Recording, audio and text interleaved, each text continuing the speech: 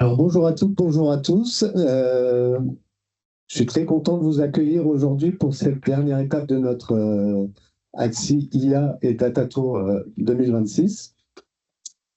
Vraiment, déjà pour commencer, je voulais tous vous remercier d'être venus ici à Auray Technologies ce matin. Ça fait hyper plaisir de voir que les sujets qu'on vous présente ce matin vous intéressent, que l'actualité d'AXI vous intéresse. Donc ça fait chaud au cœur. Je tiens aussi tout particulièrement à remercier nos partenaires présents aujourd'hui, avec Ludovic et Mickaël qui sont présents et qui auront un manche debout pendant les pauses. Juste derrière, vous pourrez aller les voir. Ils sont de chez TD Synex et ils nous accompagnent sur notre proposition de valeur autour de Microsoft. Et Sabrina qui représente Click, qui sera également présente derrière si vous voulez échanger avec elle pendant les pauses, qui sont nos partenaires qui nous accompagnent donc sur cet événement. Le Data Tour, je le disais juste avant, la dernière étape. On a déjà réalisé cet événement dans les 3 autres villes où on est présente également, à Bordeaux. Alors on a commencé par Paris, puis Nantes, puis Bordeaux. Voilà, on a commencé il y a 2 mois. J'espère que cet événement vous plaira. Aujourd'hui, ce que vous allez voir, c'est que je fais l'introduction et je vais faire la clôture dans cette salle de plénière. Et après, vous aurez le choix entre différents ateliers. Normalement, vous l'avez vu quand vous vous êtes inscrit. Vous pourrez aussi avoir un peu plus de détails sur les ateliers, mais vous avez les ateliers de la salle plénière, donc ils sont ici, où vous aurez le témoignage donné sur toute leur démarche d'acculturation et de lancement d'initiation de projets autour de l'IA. Ensuite, ici, dans cette même salle, vous aurez un autre retour d'expérience sur la capacité à requêter ces données en langage naturel, et donc comment ça vient bouleverser un peu la culture du tableau de bord qu'on a jusque maintenant. Et enfin, Pierrick qui enchaînera sur une présentation sur le socle à mettre en place pour avoir une bonne IA. Dans la salle du conseil, c'est la salle qui est juste derrière, juste après, là où vous avez pris votre café. Il y aura 2 premières présentations autour de Fabric et une dernière sur les astuces en tant qu'expérience, sur l'expérience utilisateur et l'interface utilisateur qu'on peut avoir sur la mise en place de tableaux de bord. Et donc on a 2 salles en bas qui s'appellent en toute logique rez-de-chaussée. Une première salle où vous aurez un premier atelier sur l'outil DBT qui est un outil de transformation de données. Ensuite, sur l'utilisation de l'IA de manière très opérationnelle, comment les métiers peuvent s'approprier les sujets IA.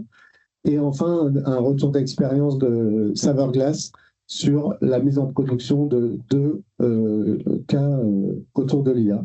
Et la deuxième salle qui est juste à côté, qui sera une matinée pour les 2 premiers ateliers dédiés sur Click Talent, le premier, et le deuxième, toute la roadmap de Click autour des sujets IA et agentique, et un dernier atelier sur la souveraineté. Cette salle sera la salle de Théo. Pour vous accompagner ce matin, vous avez une application, on a dû vous en parler quand on vous a remis les badges, vous pouvez y accéder par cette URL. Les badges que vous avez, il y a 3 couleurs. Le bleu, sur le bandeau, ça signifie que c'est une personne de chez AXI. Le violet, c'est un partenaire. Et le vert signifie que c'est un participant. Donc, en fonction de sujet sur lequel vous voulez échanger, vous pouvez nous repérer facilement, nous ou nos partenaires. Sur ce badge, vous avez un QR code qui va vous permettre de vous identifier, de vous connecter sur l'application qui va vous guider tout au long de la matinée. Si vous ne voulez pas flasher le QR code, vous pouvez aussi aller sur le site AIDT2026axi.fr et taper le token. S'il y en a qui ne préfèrent pas scanner le QR code, ils peuvent tout à fait le faire. Et donc sur cette application-là, vous verrez, vous aurez la possibilité de pouvoir consulter le planning, avoir du détail sur le contenu des ateliers. Vous pouvez vous inscrire aux ateliers, ce qui va vous permettre de pouvoir prendre des notes et nous donner du feedback sur ce que vous avez pensé de cet atelier. Vous retrouverez aussi par rapport à vos inscriptions un agenda personnel qui sera plus lisible et qui vous dira dans quelle salle ont lieu les différentes présentations. Et en fin d'atelier, vous aurez, si on a des supports à partager, le partage de ces supports, vous pourrez y accéder et vous les télécharger directement. Si vous souhaitez voir plusieurs ateliers sur un même créneau, c'est pas possible.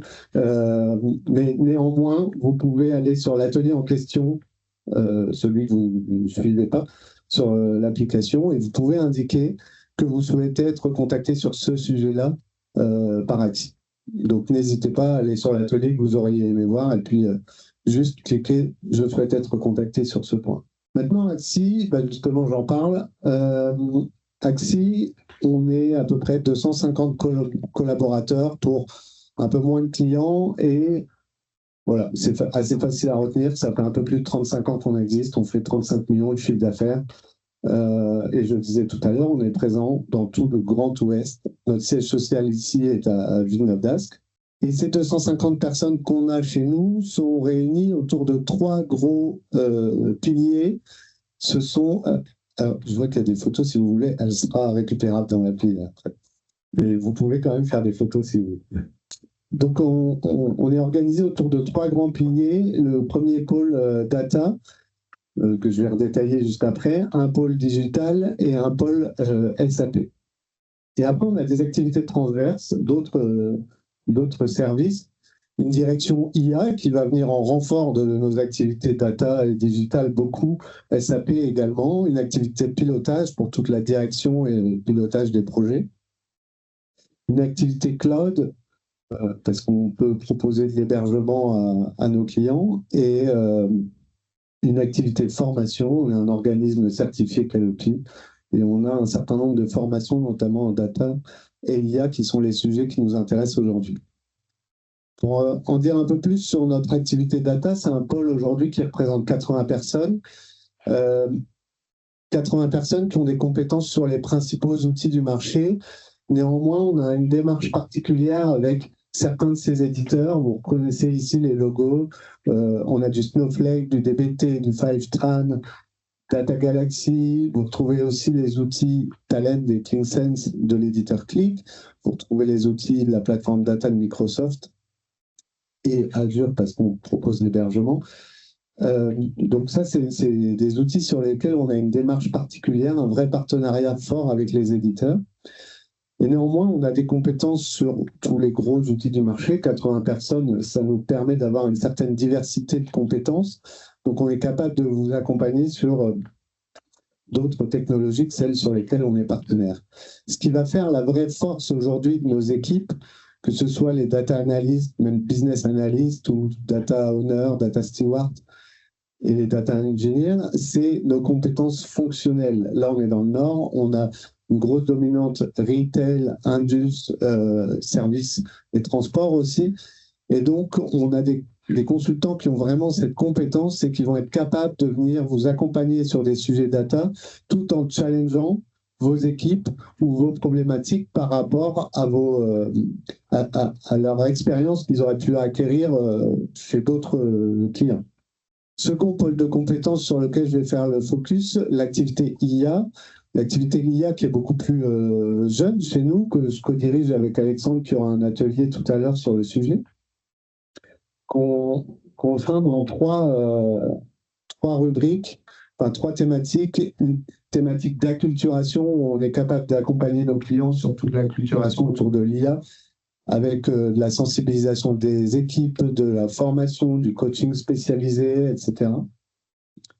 Aujourd'hui, on a quelques formations qui existent déjà, une autour de la prise en main de Copilot et de ses outils au sein de Microsoft 365, une sur l'utilisation des IA génératives de manière générale, et une sur la conception du début à la fin, de bout en bout, d'un produit IA.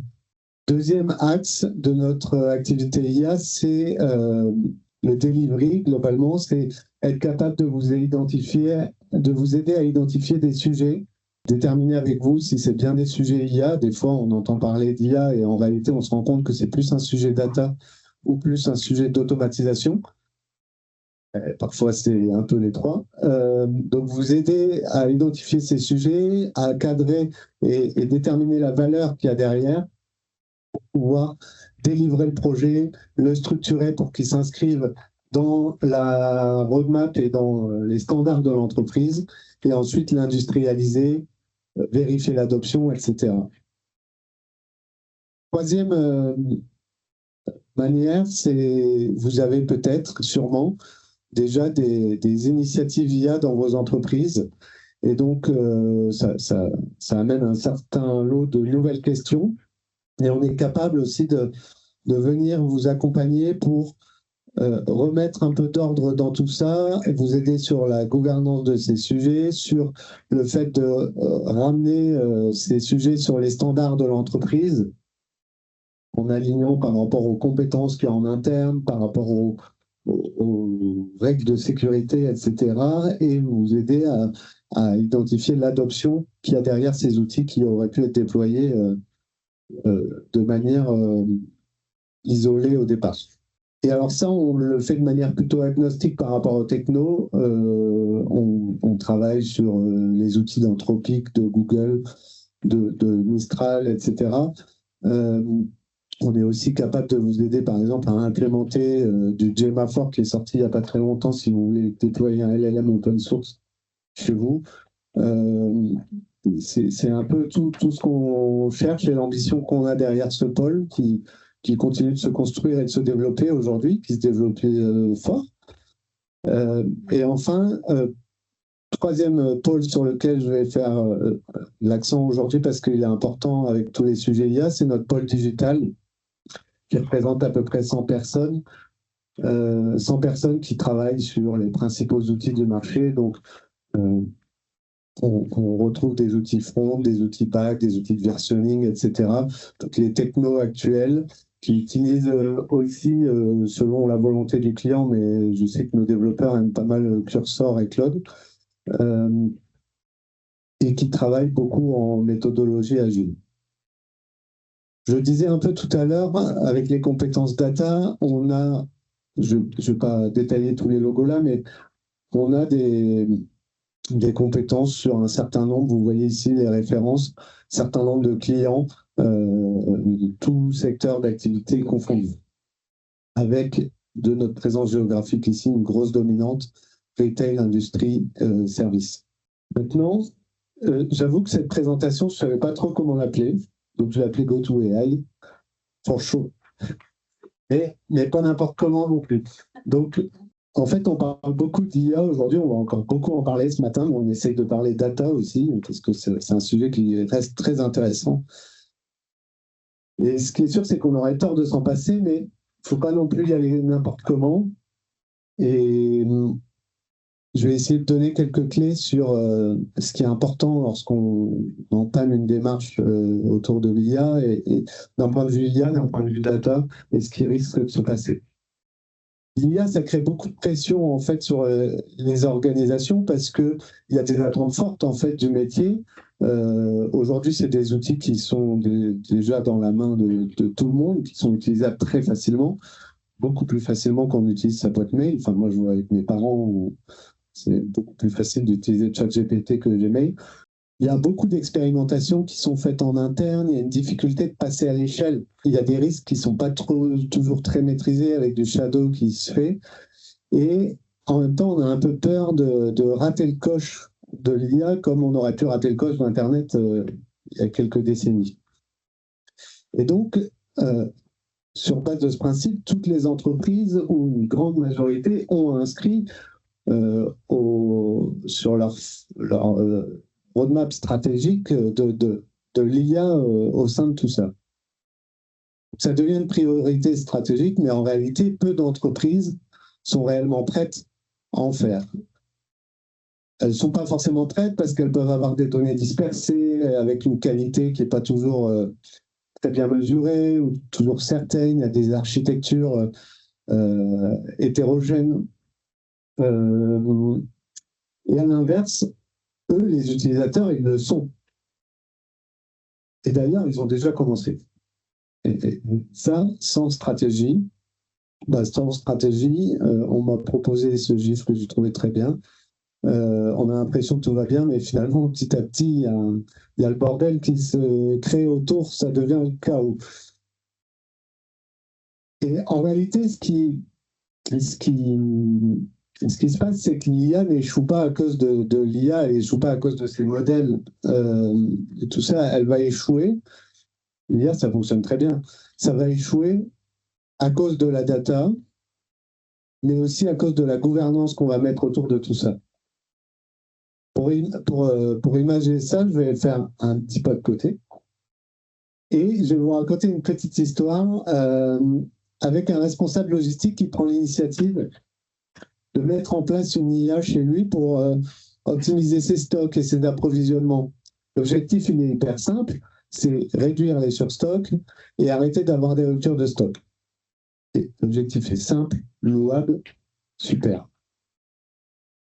Il met en place ce système-là et, grosse surprise, ça cartonne, ça marche super bien, tout le monde est content. Ça marche tellement bien qu'il observe une baisse de ses surstocks et ses équipes sont convaincues. Ce qui se passe, c'est que quelques mois plus tard, en fait, on se rend compte qu'il y a des références qui arrivent en rupture, sans explication. Il y en a d'autres qui sont surcommandées. On commence à se poser des questions, mais par contre, on continue de faire confiance au système, on continue de suivre les recommandations de l'IA parce que finalement, on l'a testé, ça marchait, et ça marche bien. Jusqu'au jour où il y a un directeur qui décide de creuser. Il regarde, il met le nez dedans, il se rend compte qu'il y a un problème au niveau de la collecte des données. On a récupéré les données de vente, ce qui est bien, c'est ça qu'il faut récupérer, mais on a oublié de prendre en compte les retours, par exemple. Il se rend compte qu'il y a des règles métiers historiques qui n'ont pas été prises en compte et donc on retrouve des décalages par rapport à notre fonctionnement actuel. Et le modèle, en fait, à partir du moment où on veut mettre le nez dedans, c'est le bordel, on a du mal à y comprendre ce qui se passe et identifier facilement les problèmes et les dérives. Et surtout, autour de ça, en fait, il n'y a aucune gouvernance qui a été mise en place. Il n'y a pas de responsabilités qui ont été identifiées, il n'y a pas de contrôle qui est mis en place et il n'y a pas d'alerte sur les dérives et les variations de résultats. Du coup, le résultat, il est assez logique dans cette entreprise. Ça provoque des pertes économiques, un manque de confiance sur les produits IA qui sont déployés et on revient sur les process historiques qui fonctionnaient finalement pas si mal. Et là, dans ce cas-là, ce n'est pas l'IA qui a posé problème, mais c'est la gouvernance de cette IA, la gouvernance de la data et la gouvernance des décisions qui sont prises à partir de cette IA. Je reviens sur ce que je disais tout à l'heure. L'IA, son problème, c'est la data. C'est la data parce qu'elle s'appuie sur des modèles qui, eux, s'appuient sur nos données. Et donc, plus on a des données qui sont de qualité, meilleur le résultat sera.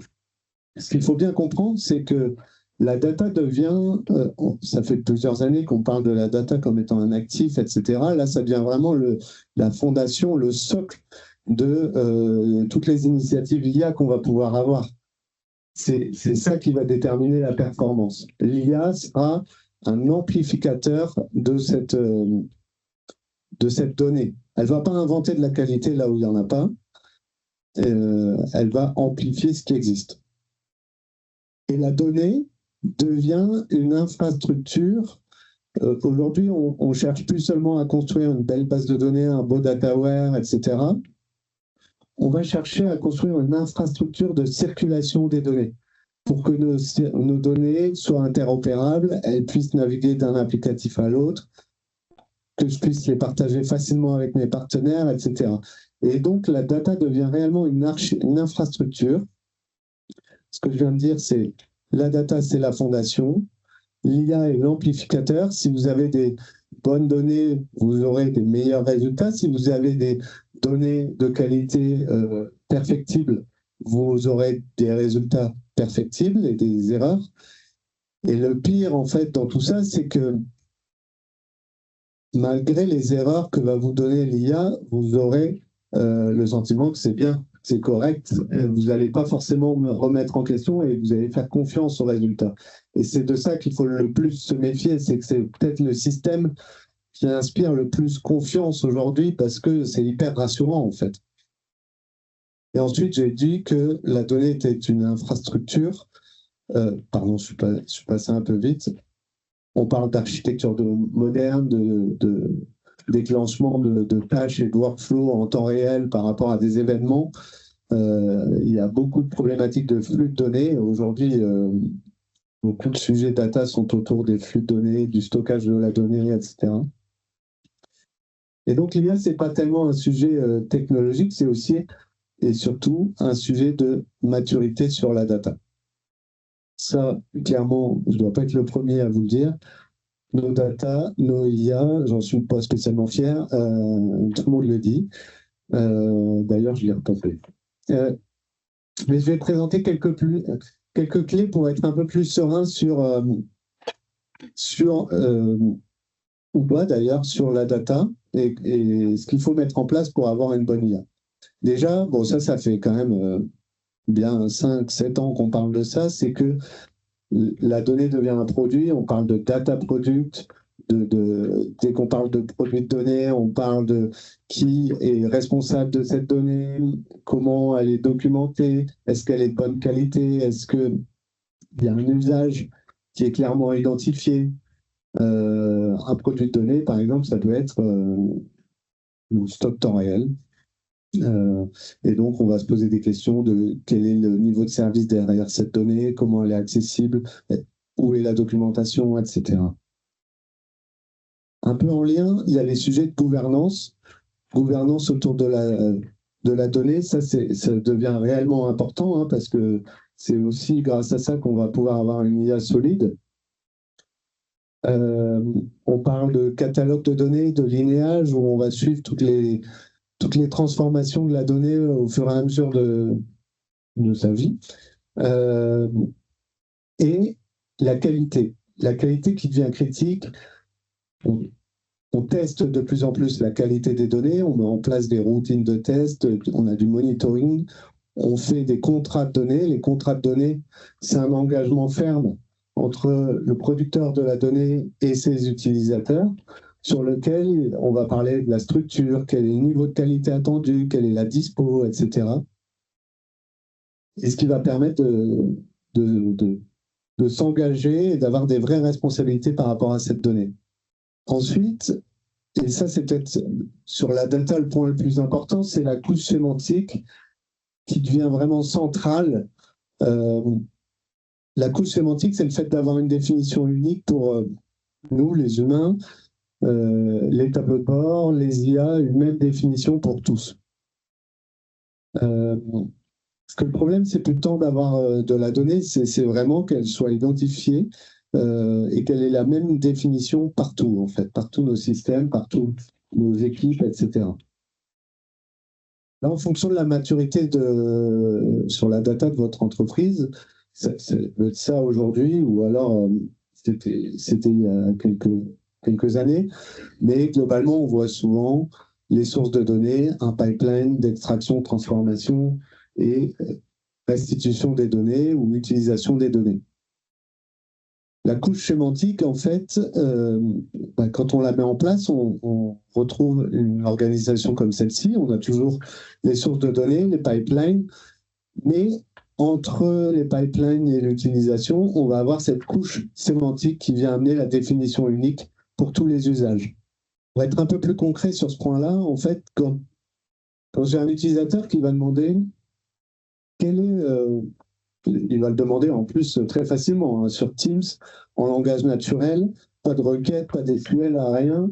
Il ne fait pas partie des équipes data, il va dire c'est quoi notre chiffre d'affaires client? Question très simple. Sauf que pour y répondre, l'IA qui va lui répondre doit savoir quelle est la métrique derrière son mot-clé CA client, quel est le calcul qu'il doit faire, sur quelles données, etc. Si elle ne sait pas ça, il y a un risque fort qu'elle hallucine, elle va faire ce qui lui paraît peut-être le plus logique. Et réellement, ce qu'il y a dans les entreprises, et je pense que les chiffres sont assez faibles, c'est qu'on a 5 définitions différentes du revenu, 3 définitions différentes du client, 4 définitions du churn, il y a quelques places encore ici.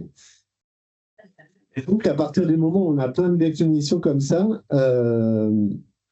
devient le bordel, et c'est la couche sémantique qui permet de résoudre ça et de mettre une définition unique sur ces clients. Et voilà. En résumé, je vous ai parlé de produits de données, de gouvernance de la donnée, de qualité des données de couches sémantiques.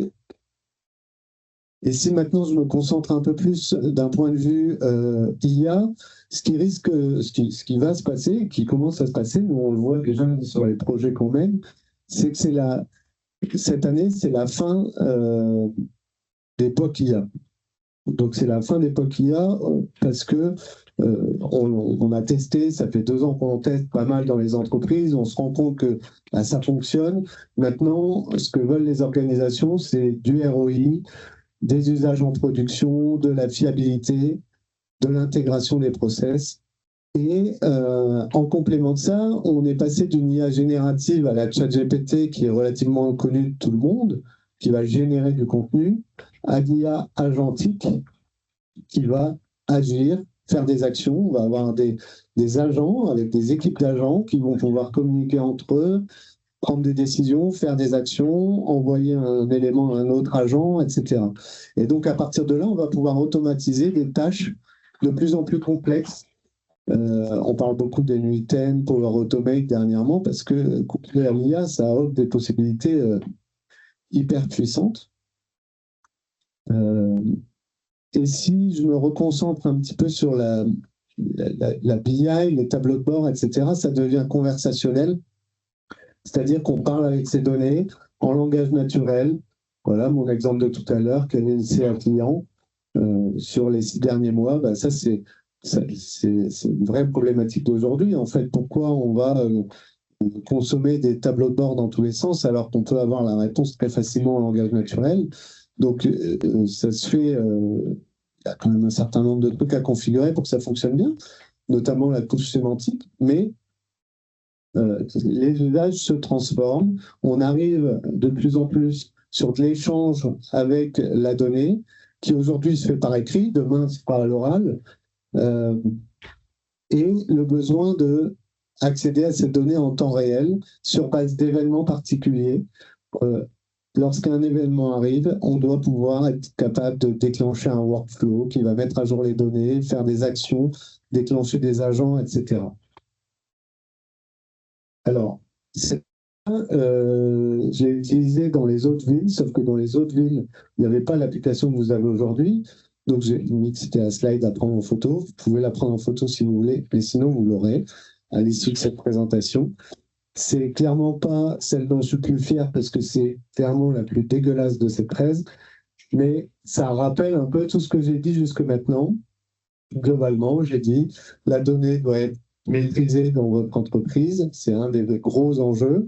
On doit responsabiliser les gens en interne sur la donnée en elle-même et sa qualité. Donc, on va la qualifier, définir des règles de qualité, faire du monitoring sur cette qualité, automatiser des tests, etc. Elle doit être gouvernée au sein d'un catalogue dans lequel on va référencer les données. On va décrire la dimension fonctionnelle au travers de la couche sémantique, etc. Et l'IA, on arrive sur l'IA agentique, on est déjà bien arrivé d'ailleurs, avec des agents qui vont faire de réelles actions et prendre des décisions. Une architecture qui doit être capable de se déclencher par rapport à des événements particuliers. On discute avec la data, de plus en plus, on cherche à amener du langage naturel, et vous le verrez au travers de quelques prêts, notamment Fabric, Click, et il y a un retour d'expérience sur le sujet dans cette salle-ci aussi. Et on cherche à déployer maintenant les usages en production. Et surtout, ce qu'il faut faire attention, c'est la gouvernance de la data et aussi et surtout de l'IA. Beaucoup de shadow AI, et donc comment on fait pour cadrer tout ça et l'inscrire dans les standards de l'entreprise. J'ai dit tout à l'heure, nos data, nos IA. En réalité, je vais rectifier un peu, no good data, no good AI. Et no gouvernance, no confiance non plus.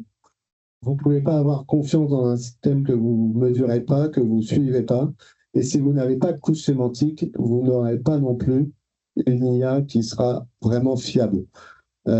C'est vraiment cette dimension qui va faire que quand nous, on s'adresse en langage naturel et donc en termes métiers, on soit capable de faire la traduction, enfin l'IA soit capable de faire la traduction avec des terminologies techniques et des champs dans des bases de données.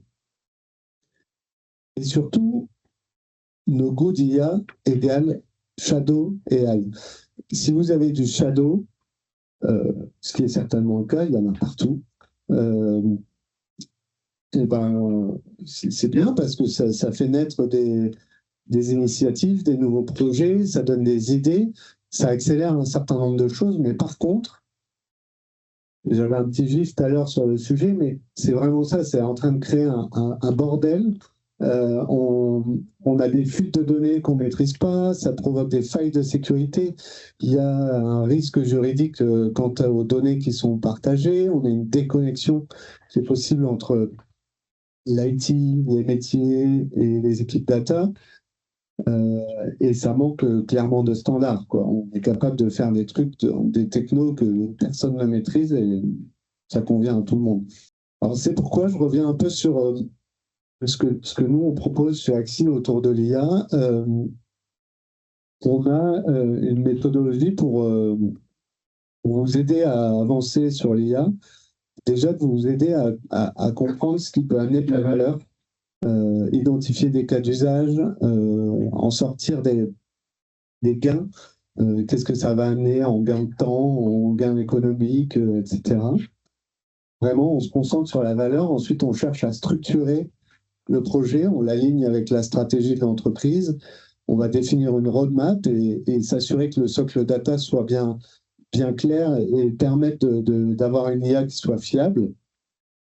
Et enfin, on industrialise avec un déploiement progressif. On va suivre le ROI, on va suivre l'adoption derrière ces outils-là et s'assurer que les résultats soient bons dans le temps. En parallèle de ça, on vous propose de vous aider à vous accompagner sur l'acculturation en formant vos équipes, soit sur des formations génériques, soit en mettant en place du coaching personnalisé, en vous aidant à définir des rôles clés aussi, comme les champions. Olé va beaucoup en parler tout à l'heure lors de sa presse, mais toute cette démarche d'acculturation interne. Et ensuite, et tout ça dans un objectif de livrer rapidement des premiers projets et de les faire évoluer par la suite. Nous, ce qui nous aide beaucoup là-dessus, c'est qu'on a déjà les compétences chez nous depuis pas mal d'années. On a les compétences qui vont nous permettre de pouvoir comprendre d'un point de vue fonctionnel les problématiques métiers. On a toutes les compétences data qui sont nécessaires pour assurer un bon socle data derrière l'IA. Les compétences qui vont permettre d'intégrer, développer les usages, les automatiser, etc. Nos équipes formation qui sont là et qui sont prêtes pour former vos équipes sur les sujets et le pilotage dans la durée. Ce qui est vraiment très cool pour nous avec l'IA, c'est que c'est enfin un domaine qui arrive à réunir toutes nos équipes autour d'un même objectif. Donc les équipes dev, les équipes data, les équipes formation, les équipes run et les profils fonctionnels. Donc globalement, pour vous donner des exemples un peu plus concrets de ce que vous pourriez faire avec l'IA, en quelques mois, vous êtes assez facilement capable de gagner du temps lors de recrutement, en triant automatiquement les CV, en ayant des réponses automatiques aux candidatures, en ayant une qualification qui est déjà pré-mâchée. Sur les aspects financiers, vous allez pouvoir automatiser, et Saverglass en parlera très bien, de comment ils ont automatisé et simplifié la récupération de données à partir de leurs factures. Mettre en place des contrôles, analyser des écarts, etc. Et sur les opérations, automatiser des tâches répétitives, apporter des assistants à vos équipes métiers, etc. Ensuite, sur des sujets plus techniques comme la data et l'IT, la data, j'en ai parlé, le text to data, comment on peut converser avec sa donnée, les analyses, faire des analyses prédictives, avoir une description automatique de vos données pour pouvoir générer automatiquement des contrats de données, pour pouvoir vous aider sur la couche sémantique ou le catalogage de vos données. D'un point de vue IT, ça c'est des projets qu'on on voit de plus en plus, et il me semble qu'Alexandre en parle lors de sa présentation sur l'IA pour les métiers, c'est le sujet de remoderniser une stack. Quand vous avez un outil interne qui est sur une techno que vous ne maîtrisez plus parce qu'elle est assez ancienne ou autre, bah, hop, vous la migrez sur une techno maîtrisée en interne avec des technos plus modernes, etc. Rétro-documentation automatique, analyse d'impact. Il me semble que Saverglass en parle aussi dans sa présentation tout à l'heure. Et l'aide à la résolution d'incidents, qui est peut-être le premier cas auquel on pense sur les sujets IT, qui est souvent, avec les sujets RH, l'un des premiers traités. Et maintenant, il me reste quelques minutes. Vous avez aujourd'hui dans vos mains une application qui vous permet de vous aider sur toute la matinée. Je sais qu'en vous demandant ça, je me disais comment on peut améliorer le tableau de bord de cette voiture, alors que vous n'êtes pas encore monté dedans. Mais si vous deviez, si vous souhaitiez avoir une feature sur ce genre d'application qui vous aide donc à vous retrouver lors d'un événement, qu'est-ce que vous aimeriez avoir? Donc, j'ai recensé trois features et on va faire un petit vote à main levée. J'ai recensé 3 features qui n'existent pas aujourd'hui dans cette application, dans une backlog. Alors, la première feature, c'est est-ce que vous aimeriez avoir à l'intérieur de cette application, peut-être que vous aimeriez avoir les 3, mais un espèce de chatbot dans lequel vous pouvez converser en langage naturel pour poser des questions et que ça vous réponde en s'appuyant sur un RAG qui est en réalité les documents qu'on a partagés lors de la matinée pour avoir des infos sur ce que vous avez vu dans la matinée. Deuxième possibilité, c'est de pouvoir à l'intérieur de cette appli poser directement des questions pour qu'à la fin d'un atelier, le speaker aborde cette question, enfin prenne en revue les questions et puisse les poser, ce qui vous permet de pouvoir la saisir dès que vous y pensez. Et troisième idée, c'était d'avoir des bannières temporaires qui vous disent tiens, rendez-vous au 5e pour prendre le café pour la pause, retrouver les supports à cet endroit-là, etc. Donc à main levée, qui préférerait avoir le chatbot dédié? Pas mal. Qui aimerait pouvoir poser des questions directement dans l'application? Et pour les bannières? Un peu moins de monde. OK. Bon, ça marche. Ce que je vais faire, c'est que pendant la matinée, je vais essayer d'intégrer une de ces fonctionnalités-là, du coup, celle qui vous plaît le plus. J'en ai fini pour maintenant. On se retrouve tout à l'heure pour la clôture. Par rapport à ce que vous souhaitez voir, vous retrouvez ici et maintenant le témoignage donné qui va parler de toute l'acculturation en interne sur les sujets IA et des premiers projets qui ont pu réaliser en interne. Juste derrière, la présentation pour ceux qui souhaiteraient découvrir la plateforme Fabric. Et au rez-de-chaussée, une présentation de la plateforme de transformation DBT et une présentation de Click Talent Cloud, les dernières nouveautés autour du produit Talent historique. Merci à vous.